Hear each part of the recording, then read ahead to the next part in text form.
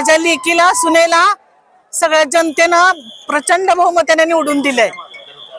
मतदारांचा मी आभारी आहे। माझ्या सगळी बालके फॅमिली मतदारसंघांचा खूप खूप आभारी आहोत।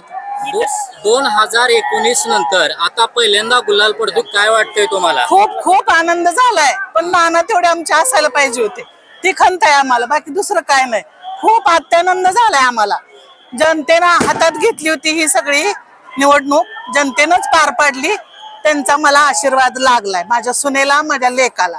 परत एकदा पंढरपूरची जनता नानांच्या पाठीमागे आहे, हे तुमच्या सुनबाईच्या रूपाने बघायला भेटले का? हो हो, नक्की नक्की नक्की, 100%, 101% नानांच्या सहानुभूतीनं, त्यांच्या आशीर्वादानं, त्यांच्या सगळ्या कामकाजावरूनच माझ्या सुनेला, लेकाला सगळी सहानुभूती मिळाली।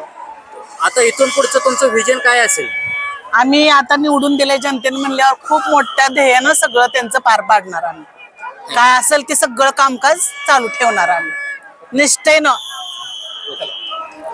ताज्या घडामोडी जाणून घेण्यासाठी शिवशाही न्यूज यूट्यूब चॅनलला सबस्क्राईब करा। आपण हा व्हिडिओ फेसबुकवर पाहत असाल तर फेसबुक पेज फॉलो करा आणि शिवशाही न्यूज.com या आपल्या वेबसाईटलाही भेट द्या।